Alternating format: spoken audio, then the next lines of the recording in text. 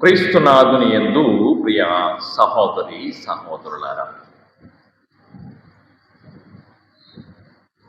ప్రపంచము అంతా కూడా మారుతుంది అని అంటూ ఉన్నాం. పాత రోజులను తలలిస్తే ఈ దినాలలో ఎంత మార్పు మనం చూడగలుగుతూ ఉన్నాం. ప్రపంచంలో ఎక్కడ ఏమి జరిగేది సమస్తమును మనము మన అరిచేతుల్లోనే చూస్తూ ఉన్నాం. అలాంటిది ఒక్కసారి పాత రోజులను మనము జ్ఞాపకం చేసుకుంటే అవి కొన్నిసార్లు నవ్వులు పూయిస్తాయి. ఒకసారి ఒక వ్యక్తి నూనె మిల్లుకు వెళ్ళాడట. నూనె మిల్లు ఈ రోజుల్లో క్యాన్లు దొరుకుతాయి మనకు, వెంటనే 10 కేజీలు కానీ 15 కేజీలు కానీ తీసుకొని రావచ్చు. ఆ రోజులు అలా కాదు, వాళ్ళు పోస్తే మనం తీసుకురావాలి. అలా నూనె మిల్లుకు వెళ్ళి ఒక చిన్న బాటిల్ తీసుకెళ్ళాడట. బాటిల్ తీసుకెళ్ళి ఆ షాపు అంగడికి వెళ్ళి ఆ దుకాణమునకు వెళ్ళి ఆ దుకాణంలో అమ్మే ఆయన దగ్గరికి వెళ్ళి నూనె పోయించుకున్నాడు. ఆ యొక్క సీసాలో నూనె పోయించుకున్న తర్వాత సీసా నిండిపోయి 2-3 చుక్కలు తన చేతి మీద పడ్డాయట. 2-3 చుక్కలు తన చేతి మీద పడ్డాయట. 2-3 చుక్కలు తన చేతి మీద పడతానే ఆయన ఇంత ఖరీదుగా డబ్బులు పెట్టి ఇంత నూనె కొంటున్నాను కదా, ఈ 2-3 చుక్కలు ఎందుకు వేస్ట్ కావాలా, తలకు దిద్దుకుంటా అనుకుని ఆ బాటిల్ అట్టే పెట్టుకొని తలకట్ట దిద్దుకున్నాడంట. బాటిల్లో ఉన్న నూనెంతా కింద పడిపోయింది. ఖరీదైనది కింద పోయింది, శ్రేష్టమైనది అనుకున్నాడు, కింద పోయింది. ఇక నాకు ఏం దొరకనిది అనేది కూడా పోయింది. ఉన్నది నాకు అనుకున్నది కూడా పోయింది. చిన్నదాని కోసం ఆశపడ్డాడు, ఉన్నది కూడా పోగొట్టుకున్నాడు.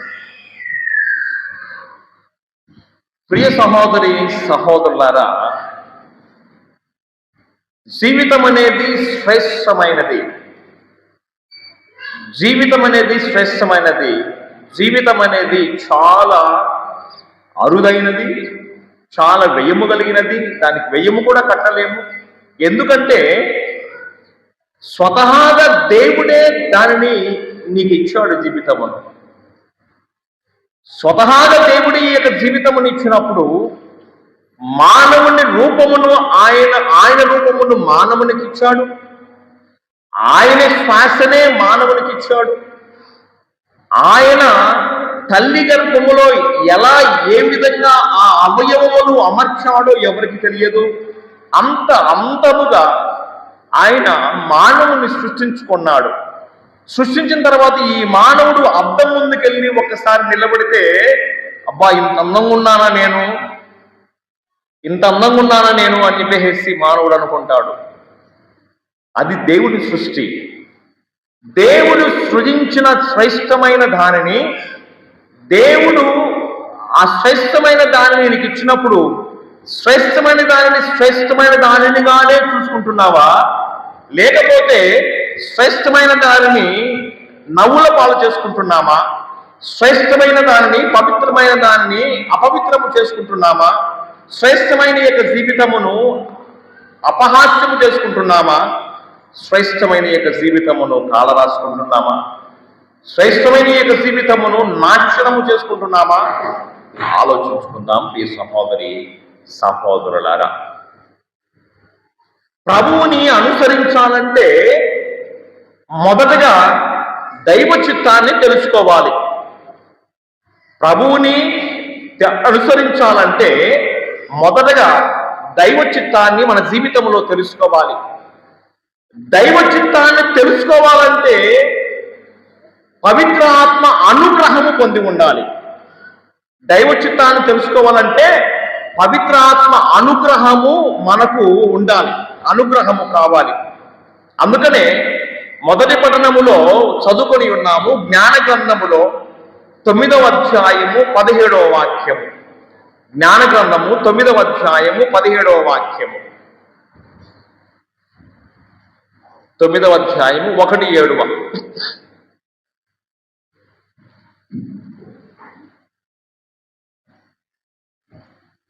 జ్ఞాన గ్రంథము 9వ అధ్యాయము 1-7 వాక్యము. 1-7 అంటే 17.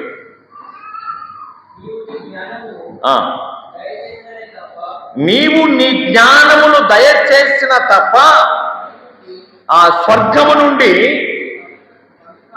పవిత్రాత్మను పంపిననే తప్ప నీ చిత్తమును ఎవడు తెలుసుకొనగలడు?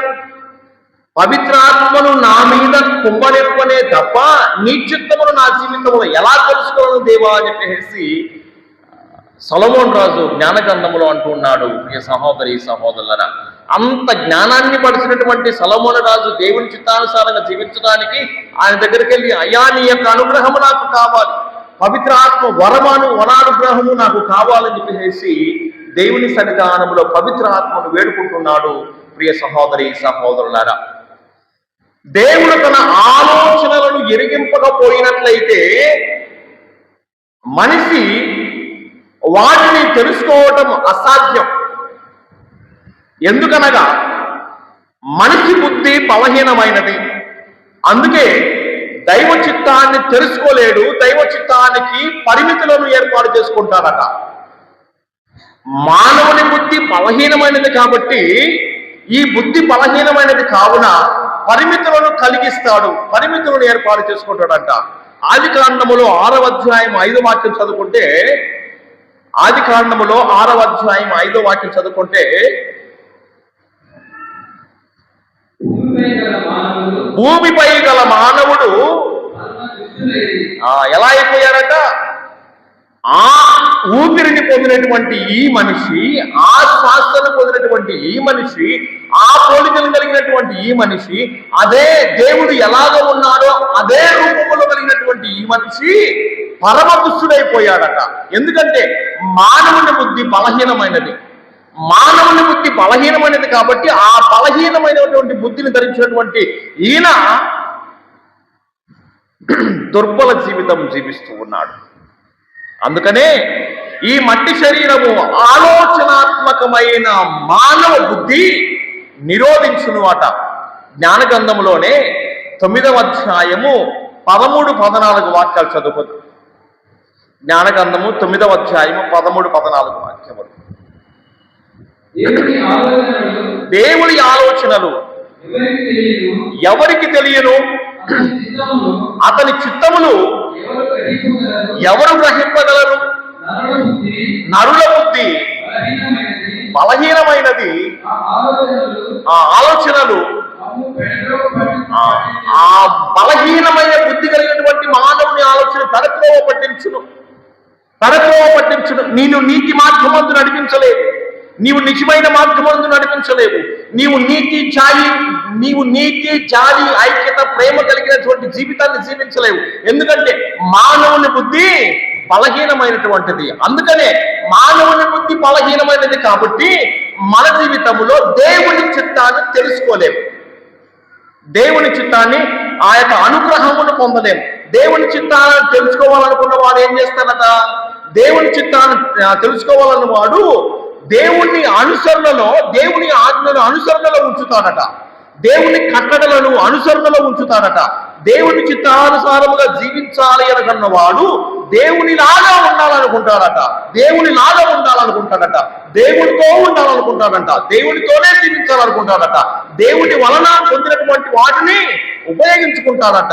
దేవుని చిత్తాన్ని పొందినవాడు. ప్రియ సహోదరి సహోదరులారా, అందుకనే యేసుక్రీస్తు ప్రభు యొక్క లోకానికి వచ్చినప్పుడు కూడా ఆయన చిత్తము కోసం జీవించలేదు. ఈ యొక్క లోకములో ఆయన చిత్తము కోసం యేసు ప్రభు యొక్క లోకములో జీవించలేదు.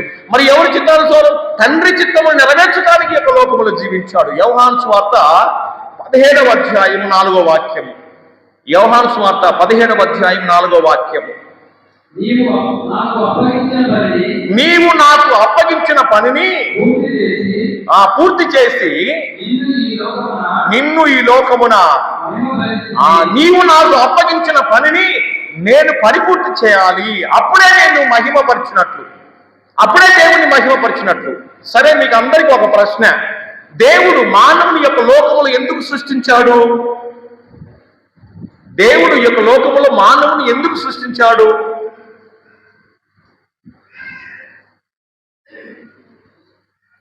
చెప్పండి. దేవుడు మానవుని యొక్క లోకములు ఎందుకు సృష్టించాడు?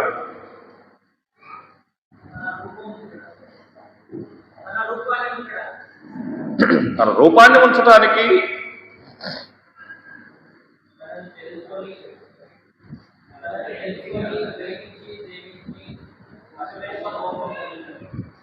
మానవుణ్ణి దేవుడి యొక్క లోకములో సృష్టించింది ముందు తనను తాను తెలుసుకొని ప్రేమించి సేవించి అటు వెనుక మోక్షం పొందటానికి, అటు వెనుక మోక్షం పొందటానికి, ప్రేమించి సేవించి అటు వెనుక మోక్షం పొందడానికి. కానీ తనను తాను తెలుసుకొని, దేవుణ్ణి తెలుసుకొని, తనను తెలుసుకొని దేవుని తెలుసుకొని ఆయన చేయాలా? తరువాత దేవుని చిత్తానుసారంగా జీవించాలి. ఆ మానవుని దేవుడి యొక్క లోకములు ఎందుకు సృష్టించారంటే తనను తాను తెలుసుకొని ప్రేమించి సేవించి అటు వెనుక మోక్షము పొందటానికి. ఈ ప్రేమించి సేవించడం అనేది ఎక్కడైనా చూస్తున్నామా? మానవుడు తనను తాను తెలుసుకొని ప్రేమించి సేవించడం అనేటివి ఎక్కడన్నా గమనించగలుగుతున్నామా? ఎక్కడైనా ఊహించగలుగుతున్నామా? మరి దేవుని చిత్తాన్ని ఎలా తెలుసుకోగలడు? దేవుని అనుసరణలు ఎలా ఉంచగలడు? దేవుని ఆజ్ఞలను ఎలా పాటించగలడు? దేవుని యొక్క చిత్తాన్ని నెరవేర్చగలడా? దేవుడేమో మానవుని యొక్క లోకములు సృష్టించి తనంతటగా తాను జీవించి ఏం చేయాలా? తనను ప్రేమించి సేవించి అటు వెనుక మోక్షం పొందాలని దేవుడు ఆశిస్తే మరి మనిషి ఏం చేస్తున్నాడమ్మా? ఆయన వ్యవహారాలలో ఉండక ఏడే వ్యవహారాల్లో ఉంటూ ఉన్నాడు. ఆయన కుటుంబమును సరిదిద్దుకోలేక ఏడే కుటుంబం మీద పడుతూ ఉన్నాడు. తన జీవితాన్ని సక్రమంగా చేసుకోలేక ఏడే జీవితం కోసం మీద పడుతూ ఉన్నాడు. ఒకరి కోసం ఆలోచించుకోమంటే ఇంకొకరి కోసం ఆలోచిస్తాడు. అయ్యా, నీ కోసం ఆలోచించమని దేవుడు కోరుతున్నాడయ్యా, నీ కోసం ఆలోచించమని దేవుడు నిన్ను కోరుకుంటూ ఉన్నాడు. అందుకనే దేవుడు నిన్ను నీ రూపంలో సృష్టించాడు, నిన్ను నా రూపంలో సృష్టించలేదు. నిన్ను నీ రూపములో, ఆయన రూపములో ఆయన శాసన ఇచ్చి, అంటే నిన్ను తెలుసుకోవాలి మొదటగా. నిన్ను నీవు తెలుసుకో, తరువాత ప్రేమించి సేవించి అటు వెనుక మోక్షం పొందటానికి ప్రయత్నం చేయాలి. కానీ అది చేయకుండా మనం ఎప్పుడు ఏడు వాళ్ళ మీదనే పడతా ఉంటాం, ఎప్పుడు వాళ్ళ మీదనే పడతా ఉంటాం. స్వామి ఎట్ట లేకుంటే ఆ కుటుంబం ఇట్ట, ఈ కుటుంబం ఇట్ట. ఇక్కడ ఇంకా టౌనే సరిపోయింది, దూరంగా ఉన్నాం. టౌనే సరిపోయింది, దూరంగా ఉన్నాం. దూరం ఉంటేనేమి మొబైల్ ఫోన్లు ఉన్నాయి కదా దగ్గర రావడానికి, దూరంగా ఉంటేనేమి చర్చి వేదిక ఉంది కదా దగ్గరికి రావడానికి, దూరంగా ఉంటేనేమి హోటల్స్ ఉన్నాయి కదా టీ తాగడానికి, దూరంగా ఉంటేనేమి అందరం కలుస్తూ ఉన్నాం కదా, ఏమన్నా హోటల్ దగ్గరనో లేకపోతే ఏమన్నా సరే కలుస్తున్నాం కదా. కలిసి ఏం చేస్తాము? ఏరే వాళ్ళ గురించి మాట్లాడుకోవడం. దేవుని చిత్తం ఏంటి నీ జీవితంలో? ప్రేమించి సేవించి అటు వెనుక మోక్షం పొందడానికి. ఎప్పుడు కలహము, ఎప్పుడు నీ యొక్క ఇంటిలో ప్రవేశం చేస్తూ ఉందంటే, ఎప్పుడు నీలో టెన్షన్ మొదలవుతుందంటే, నీ ఇంటిలో నిన్ను చూసి కాదు, పక్కవాడిని చూసి టెన్షన్ మొదలవుతుందంట. పక్కవాడిని చూసి టెన్షన్ మొదలవుతుంది. వాళ్ళు ఒకవేళ ఏదైనా కొత్తది, ఏదైనా ఒక హారం కొనదనుకో ఒక ఆవిడ, పక్కన ఆవిడ, అప్పుడు ఇంట్లో ఉన్న ఆవిడకి అప్పుడు టెన్షన్ మొదలవుతుంది. ఆమె కొన్నదే నేను కొనలేకపోయినానే, ఆమె కొన్నదే నేను కొనలేకపోయినానే. లేకుంటే అటుపక్క ఒకటి ఎవరన్నా మంచి కారు కొన్నాడు అనుకో, ఇటుపక్క టెన్షన్ మొదలవుతుంది. అప్పుడు దాకా బాగానే ఉంటాడు, అప్పుడు టెన్షన్ మొదలవుతుంది. నేను కొనలేకపోయానే, అప్పుడు మొదలవుతుంది టెన్షన్. అప్పుడు దాకా బాగానే ఉంటాం.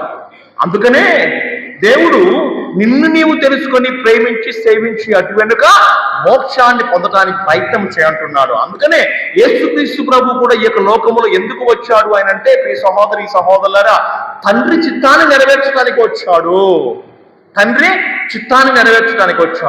గెత్సెమనే తోటలో కూడా ఆయన ప్రార్థన చేస్తూ ఉన్నాడు. చూడండి, లూకా సువార్తలో లూకాసు వార్త 22వ అధ్యాయం 42వ వాక్యము.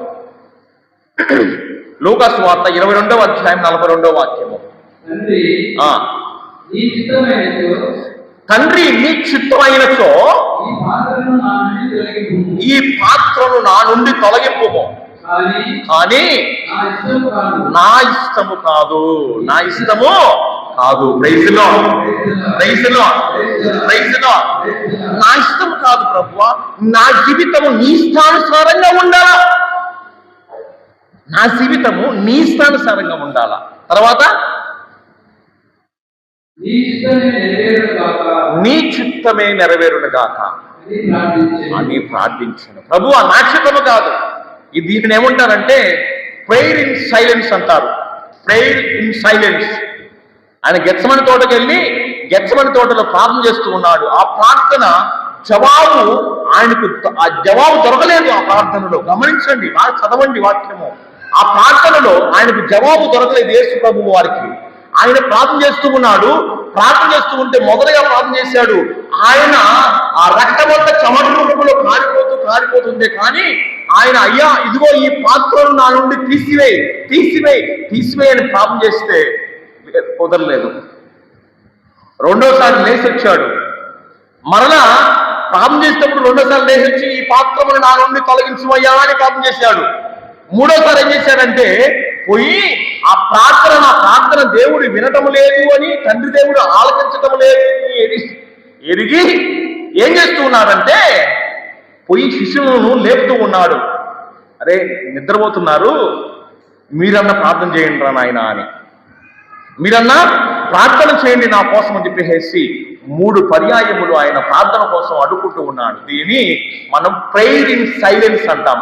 Prayer in silence. యేసు ప్రభు ఆయన చిత్తము కోసం తండ్రి దేవుని దగ్గర ఆధారపడుతూ ఉన్నాడు. ప్రియ సహోదరి సహోదరుడు,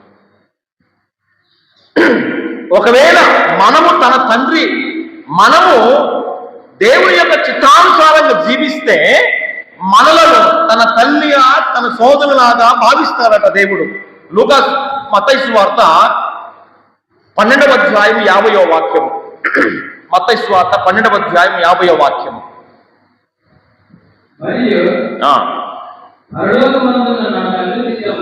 పరలోకమందున్నటువంటి నా తండ్రి చిత్తమును నెరవేర్చువాడే నా సహోదరుడు, నా సోదరి, నా తల్లి అని పలికిన. పరలోకమందున్నటువంటి నా తండ్రి చిత్తము ఏంటి? నా తండ్రి చిత్తము నా సహోదరుడు బాగుండాలి. నా తండ్రి చిత్తము ఎవడైతే ఆకలితో ఉన్నాడో వాడు అలమటించుకోకూడదు. నా తండ్రి చిత్తము ఎవడైతే జైల్లో ఉన్నాడో వాడిని పరామర్శించాలి.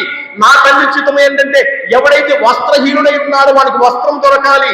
నా తండ్రి చిత్తము ఏంటంటే ఎవడైతే అమాయకుడిగా ఉన్నాడో వాడికి, ఎవడైతే తొక్కబడుతూ ఉన్నాడో వాడికి మనం సహకారం చేయాలి.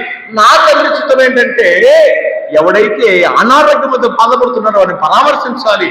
నా తండ్రి చిత్తం ఏంటంటే ఎవడైతే ఆకలి కలిగి ఉన్నాడో, అన్నం లేకుండాందో అన్నం పెట్టాలి వాడికి. అది తండ్రి దేవుని చిత్తం. అందుకనే నేను ఈ యొక్క అత్యల్పులలో ఏ ఒక్కరికి నీవు గుక్కెడు నీరిచ్చినా కానీ నీవు నాకు ఇచ్చినట్లు అంటూ ఉన్నాడు. Praise Lord, praise Lord. ఆ చిత్తాన్ని నువ్వు కనుక్కోవాలి. అది దేవుని యొక్క చిత్తం. అందుకనే ఎవడైతే నా చిత్తాన్ని అనుసరిస్తాడో వాడు నా తల్లి, ఆమె నా తల్లి, నా తండ్రి, నా సహోదరి సహోదరులు. దేవుని చిత్తాన్ని అనుసరించే వాళ్ళు ప్రియ సహోదరి సహోదరులారా, పరలోక రాజ్యంలో చేరాలంటే తండ్రి చిత్తము నెరవేర్చాలి. పరలోక రాజ్యంలో చేరాలంటే తండ్రి చిత్తాన్ని నెరవేర్చాలి. మత్తయి సువార్త 7వ అధ్యాయము 21వ వాక్యము. మత్తయి సువార్త 7వ అధ్యాయం 21వ వాక్యము. ప్రభు ప్రభు అని నన్ను సంబోధించు ప్రతి వాడు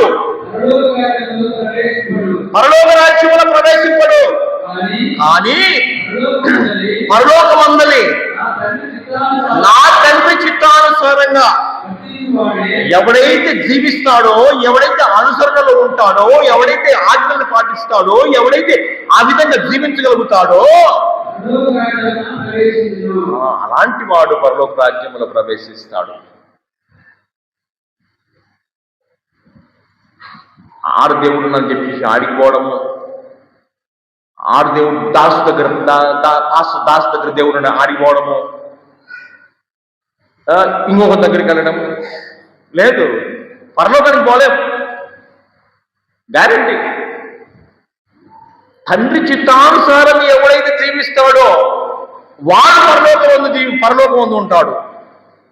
పొందినటువంటి విశ్వాసాన్ని కాలరాసేవాడు ఎవడు పరలోకానికి పోడు. స్వీకరించిన విశ్వాసాన్ని కాలరాస్తే పోడు పరలోకానికి.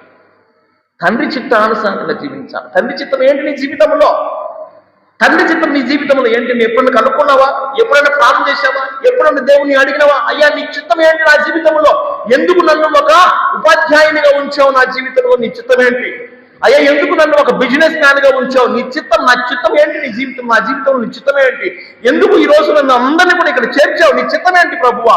ఎందుకు మమ్మల్ని అందరినీ ఐక్యపరిచావు? నీ చిత్తం ఏంటి? ఎందుకు అందరిని నాకు కూతురుని ఇచ్చావు? నీ చిత్తం ఏంటి? ఎందుకు నాకు అందరిని కొడుకులను ఇచ్చావు? నీ చిత్తం ఏంటి? ఎందుకు మమ్మల్ని అందరినీ కూడా నీ బిడ్డలుగా మలుచుకున్నావు? నీ చిత్తం ఏంటి నా జీవితంలో? అడిగావా? ఎప్పుడన్నా? అడగం. ఎందుకంటే మనం తీసుకునే ఒక ప్రణాళిక సరైనది కాదు. మనం తీసుకునే ప్రణాళిక ఎలా ఉండాలంటే నియమ నిబద్ధత కలిగిన ప్రణాళిక ఉండాలా. మనం తీసుకునే ప్రణాళిక ఎలా ఉండాలా? నియమ నిబద్ధత కలిగినటువంటి ప్రణాళిక ఉండాలా. అప్పుడే ఆ ప్రణాళికలో దేవుడు ఆశీర్వదిస్తాడు. అందుకనే ఈరోజు చదువుకున్నాం సువార్త పట్టణంలో, ఒక వ్యక్తి ఒకవేళ ఒక ఇంటిని కట్టాలనుకున్నట్టయితే ఏం చేస్తాడంట? ఒక ప్రణాళిక వేసుకుంటాడట. ఒక ప్రణాళిక వేసుకొని దానికి సరదగ్గా వ్యయము ఉందా లేదా అని ఆలోచించుకుంటాడు. నిన్న బిషప్ గారు వచ్చారు. బిషప్ గారు వస్తాను లోపలికి తీసుకొని వచ్చారు. బిషప్ గారిని తీసుకొని వచ్చి, తండ్రి గారా మరి ఇది శాంక్చురీ రెనోవేషన్ చేయాలనుకుంటున్నాను అని అన్నాను. దానికి తగ్గ వ్యయము దొరికిందా? దానికి తగ్గ డబ్బులు ఉన్నాయా నీ దగ్గర? దాని తగ్గ సహాయం చేసేవారు ఉన్నారా అని అడిగారు. అంటే దానికి తగ్గటువంటి ఆ యొక్క ప్రణాళిక నీ దగ్గర ఉన్నాయి, కానీ వ్యయము నీ దగ్గర ఉందా? కొద్దిగా సమయం తీసుకో. సమయాన్ని తీసుకొని అందరి ఆలోచనలను సరిచేసుకుంటూ అందరినీ ఒక తాటి మీద తీసుకుని వస్తూ అప్పుడు ఆ పనిని చేసుకుంటే సవ్యంగా ఉంటుందని ఆయన ఆలోచన మనకిచ్చాడు.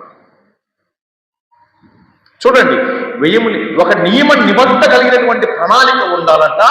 దేవుని చిత్తాన్ని నెరవేర్చాలంటే ప్రియ సహోదరి సహోదరులు, లూకా సువార్త 14వ అధ్యాయము 28వ వాక్యం. గోపురము కట్టదలిచిన వాడు కూర్చుండి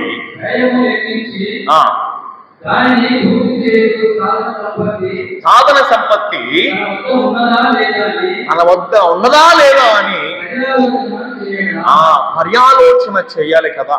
ఎవడైతే తన జీవితాన్ని ఒక క్రమబద్ధీకరణలో తీసుకొని పోతాడో అలాంటి వాడు దేవుని చిత్తాన్ని నెరవేర్చిన వాడుగా ఉంటాడు. రెండవది, దేవుని చిత్తాన్ని నెరవేర్చాలి అంటే త్యాగపూరిత మనస్తత్వం కలిగి ఉండాలి. పరలోక రాజ్య ప్రాప్తి సాధనకై మనకు ఉండాల్సిన కార్యదక్షతతో మరో ముఖ్యమైన విషయం ఏంటంటే త్యాగపూరితమైనటువంటి జీవితం. శిష్యులను పిలిచేమంటున్నాడు? ఎవరైతే నన్ను అనుసరించాలని కోరుకున్నాడో, నాతో ఉండాలని కోరుకున్నాడో వాడేం చేయాలంట? తనను తాను త్యజించాలి. మనం త్యజించలేం. త్యజించిన వారిని ఓడబెట్టరు. నిజమే కదా? మనం త్యజించలేం, మన పిల్లలను త్యజించలేం, మన పిల్లలను కూడా ప్రోత్సహించాం.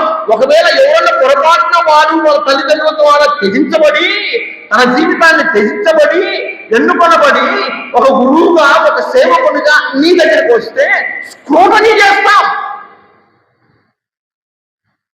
మనం త్యజించాం కదా.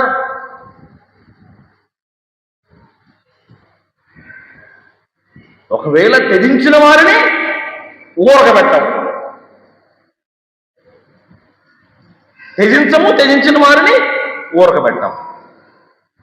త్యాగపూరితమైనటువంటి జీవితం, ఆ త్యాగపూరితమైన జీవితాన్ని జీవించిన వారిని మనం గౌరవించాలి. ఎందుకంటే 14వ అధ్యాయము లూకా సువార్త 26వ వాక్యం ఉంటుంది, నన్ను వెంబడింపగోరి తన తల్లిదండ్రులను, భార్యను, బిడ్డలను, అన్నదమ్ములను, అక్క చెల్లెలను కడపు తన ప్రాణమునైన త్యజింపనివాడు అనేరడు. ద్వితీయోపదేశ కాండము 6వ అధ్యాయం 4వ వాక్యం. ద్వితీయోపదేశ కాండము 6వ అధ్యాయం 4వ వాక్యం.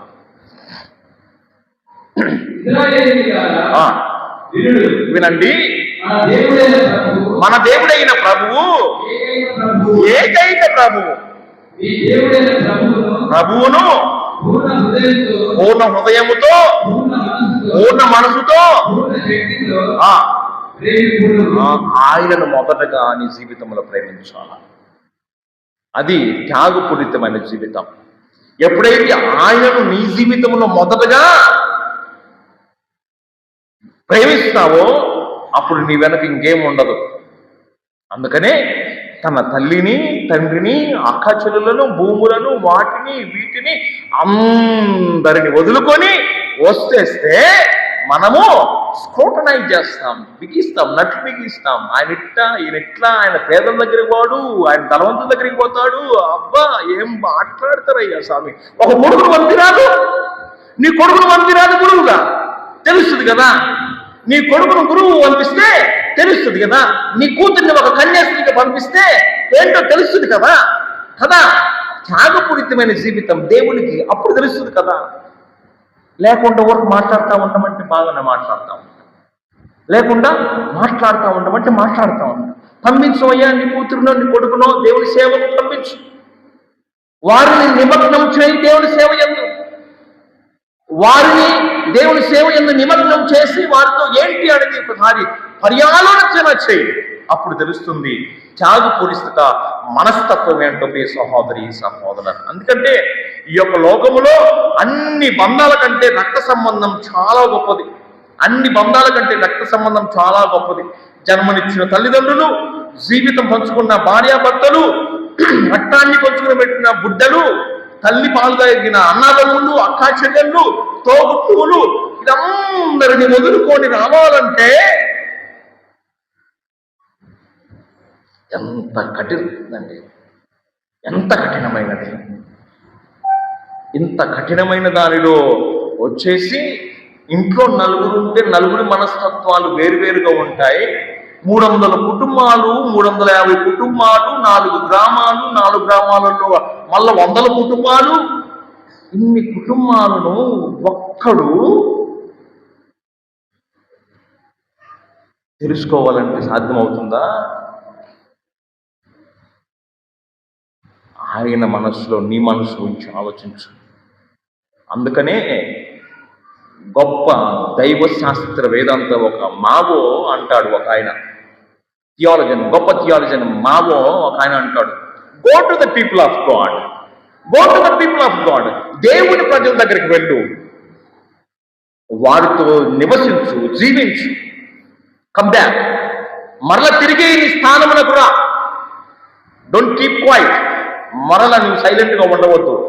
మరలా దేవుని ప్రజల దగ్గరికి వెళ్ళు, మరలా వాళ్ళ దగ్గరికి వెళ్ళు. అప్పుడు అర్థమవుతుంది వారి యొక్క స్వభావం ఏమిటో అంటాడు. అది ప్రియ సహోదరి సహోదరులారా, దేవుని చిత్తము నెరవేర్చడము, దేవుని చిత్తము తెలుసుకోవాలంటే మీ సహోదరి సహోదరులారా. కానీ ఇక్కడ ఇంకొకటి చెప్పాలనుకున్నామ్మా, ఇక్కడ ఇంకొకటి చెప్పాలని ఏం చెప్పాలనుకున్నానంటే, పేగు బంధం మీద జాలి లేని కుమారునికి, పేగు బంధం మీద జాలి లేని కుమారునికి 3 ముళ్ళ బంధం మీద కూడా జాలి ఉండదు. పేగు బంధం మీద జాలి లేని కుమారుడికి 3 ముళ్ళ బంధం మీద కూడా జాలి ఉండదు. కాబట్టి పేగు బంధానికి విలువనివ్వాలి కుమారుడు ముందు. పేగు బంధానికి విలువనిచ్చిన వాడుగా ఉండాల. లూకా సువార్త మార్కు సువార్త 8వ అధ్యాయం 35వ వాక్యం. మార్కు సువార్త 8వ అధ్యాయం 35వ వాక్యం. తన ప్రాణమును ఆ, నా నిమిత్తము, నా సందేశం నిమిత్తము తన ప్రాణమును కాపాడుకుని చూచువాడు నాని పోగొట్టుకున్నాడు. Praise the lord, praise the lord. నిద్రపోయేవాళ్ళందరూ ఒకసారి చప్పట్లు కొట్టండి.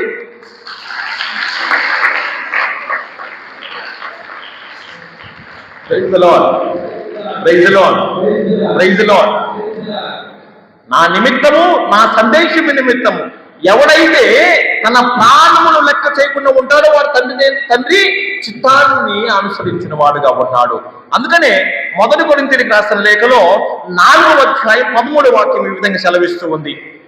1 కొరింథీయులకు 4వ అధ్యాయము 13వ వాక్యము.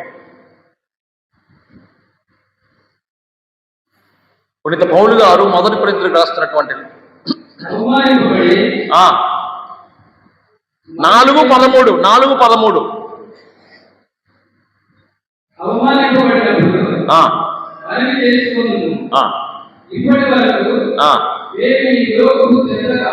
ఈ లోకమును ఒక చెత్తగా, ఒక ప్రొడక్షన్ బైబుల్ ఏముంటుందంటే ఒక పంటగా భావిస్తున్నాను. లోకపు ఆశలన్నీ కూడా, లోకములో ఉన్న సమస్తమును పంటగా భావిస్తున్నాను, చెత్తగా భావిస్తున్నాను.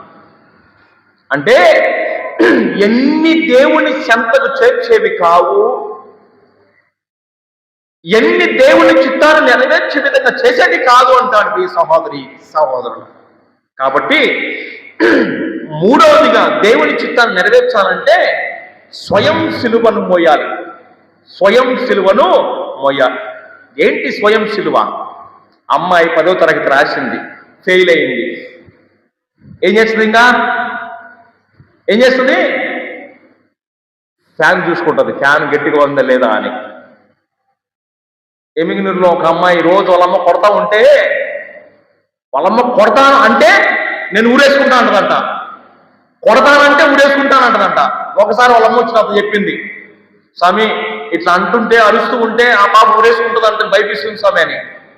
ఈసారికి మంచి చీర చూసి నువ్వే ఇమ్ము అని చెప్పా. మంచి చీర చూసి నువ్వే. వాళ్ళమ్మ బీరువా దగ్గరికి వెళ్ళి చీర చూస్తుంటే, ఏందమ్మా చీర చూస్తున్నాను, ఎందుకంటే ఊరేసుకోవడానికి. అమ్మా నేను చచ్చిపోతే నీకు ఇష్టమా అనిదంట. అమ్మా చచ్చిపోతే నీకు ఇష్టమా అనిదంట. Praise the lord, praise the lord. ప్రియ సహోదరి సహోదరులారా, ఈ జీవితాన్ని దేవుడు నీకు అమూల్యమైన జీవితముగా ఇచ్చాడు.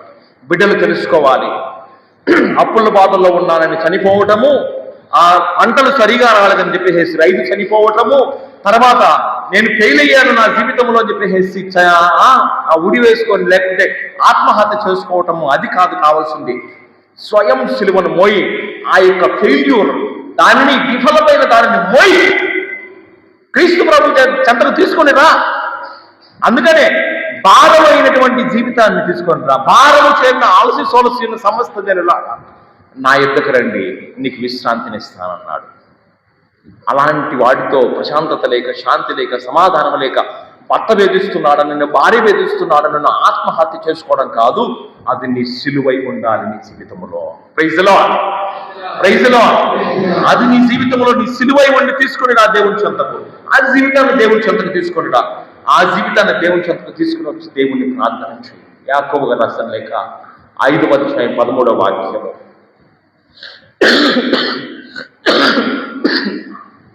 యాకోబు గారు రాసిన లేక 5వ అధ్యాయం 13వ వాక్యం. మీలో ఎవడైనా కష్టములో ఉన్నాడా, ఆయనతో ప్రార్థన చేయాలట. కష్టములో ఉన్నావా, ఫెయిల్ అయినావా, అప్పులు ఉన్నాయా, సమస్యలు ఉన్నాయా, అది నీ స్వయం సిలువ కావాలి జీవితంలో. అది స్వయం సిలువ. ఆ స్వయం సిలువను ఎత్తుకొని రా. కష్టములో ఉన్నావా, ప్రార్థన చేయి. ఎవడైనా ఉన్నచో అతడు దేవుని స్తుతించడానికి రా. మీలో ఎవడైనా వ్యాధిగ్రస్తుడా అయినచో అందరం కలిసి ప్రార్థన చేద్దాం రండి. అది మనం చేయాల్సింది. కష్టములో ఉన్నప్పుడు నాకు ఎవరు లేరని బాధపడకు, దేవుడు నిన్ను రమ్మంటూ ఉన్నాడు.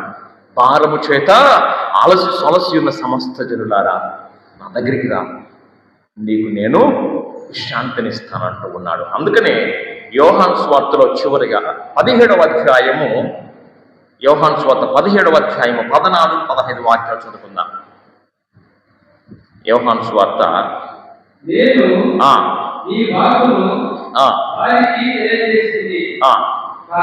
కానీ లోకము దానిని ద్వేషించినది, ఏలైనా నా వలే మనము లోకమునకు చెందిన వారము కాదు. దేవుని బిడ్డల మనం, praise the lord, praise the lord.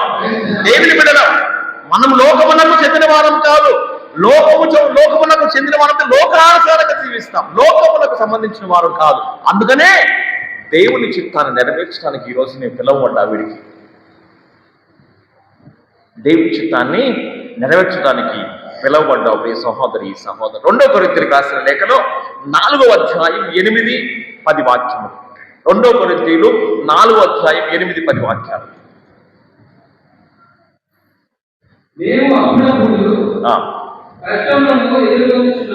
చూడండి ఏమంటారు పౌలు గారు, మేము అప్పుడప్పుడు కష్టములను ఎదుర్కొంటున్నాము కానీ అణిచివేయబడలేదు. కష్టాలు ఉన్నాయి నీకు, కానీ దేవుడు నిన్ను కృంగతీయలేదు. గుర్తుపెట్టుకో. Praise the lord, praise the lord, praise the lord.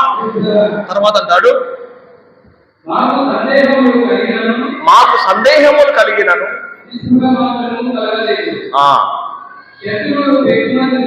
శత్రువులు పెక్కుమంది ఉన్నను మేము ఎప్పుడును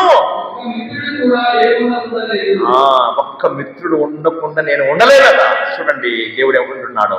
అంతమంది శత్రువులు ఉంటారు, ఎవడో ఒకడు. మొన్న జ్వరం వచ్చినప్పుడు జోసెఫ్ స్వామి వచ్చి పూజ చేస్తా ఉన్నాడు. పోయిన ఆదివారం కోసం అందరిని అడిగాను, పూజలు ఎవరైనా చేస్తారా చాలా మందిని అడిగాను, ఎవరు దొరకలేదు.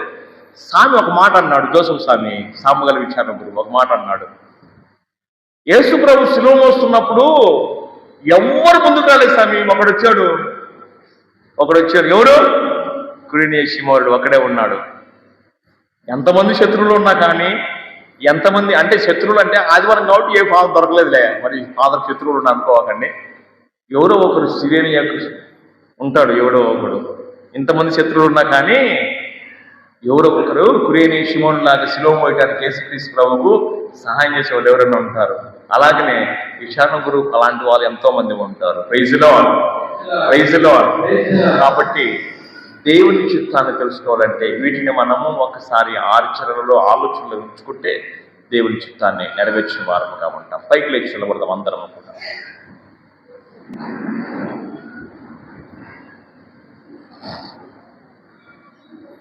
పరలోకమును భూలోకమును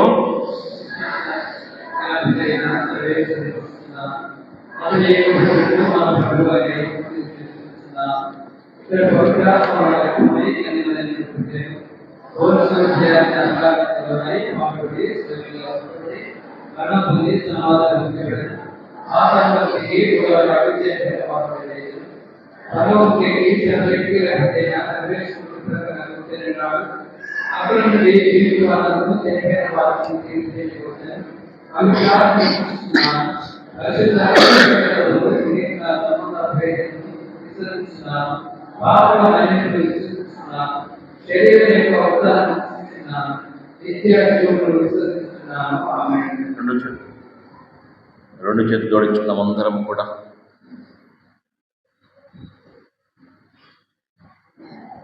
దేవుని చిత్తాన్ని నెరవేర్చడానికి నీవు ఇక్కడికి పిలువబడ్డావు.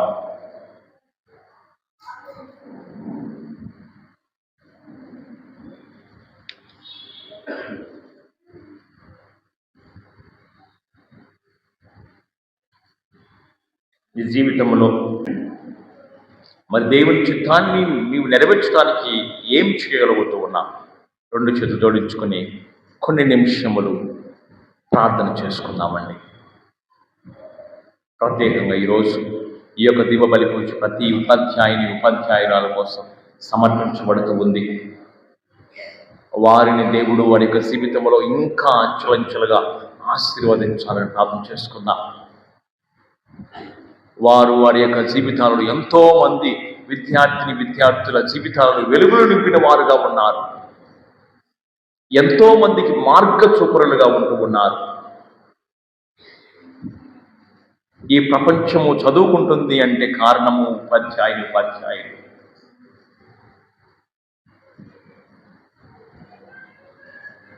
వారికి విద్యాబుద్ధులు నేర్పిస్తున్నటువంటి వారుగా ఉన్నారు.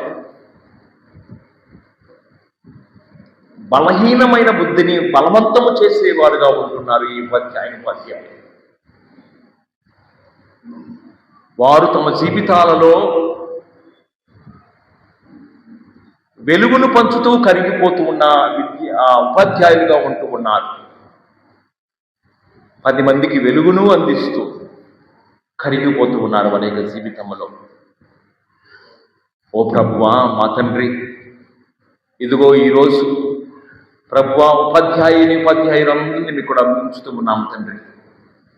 సొలొమోను రాజుకు జ్ఞానం దయచేసిన మా దేవా, వీరికి కూడా అదే జ్ఞాన సంపత్తిని దయచే ప్రభువా. జ్ఞానం కొరతగా ఉంటే దేవుని అడుగు, ఆయన నీకు బహుకరించునని చెప్పేసి మాకు చలనిచ్చారు తండ్రి. ఇదిగో ప్రభువా, మా యొక్క విషయాలలో ఉన్నటువంటి ఉపాధ్యాయులందరినీ కూడా ఆశీర్వదించు తండ్రి స్వామి.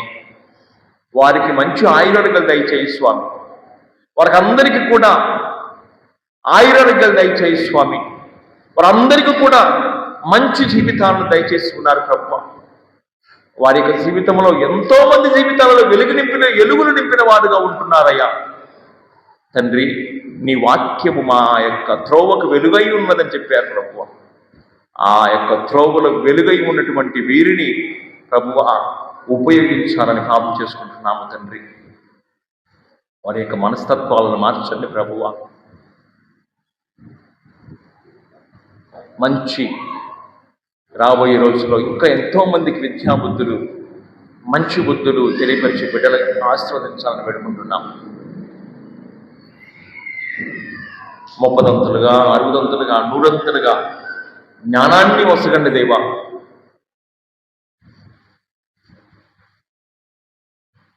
ప్రభువా, మా తల్లిదండ్రులను ఆశీర్వదించు స్వామి.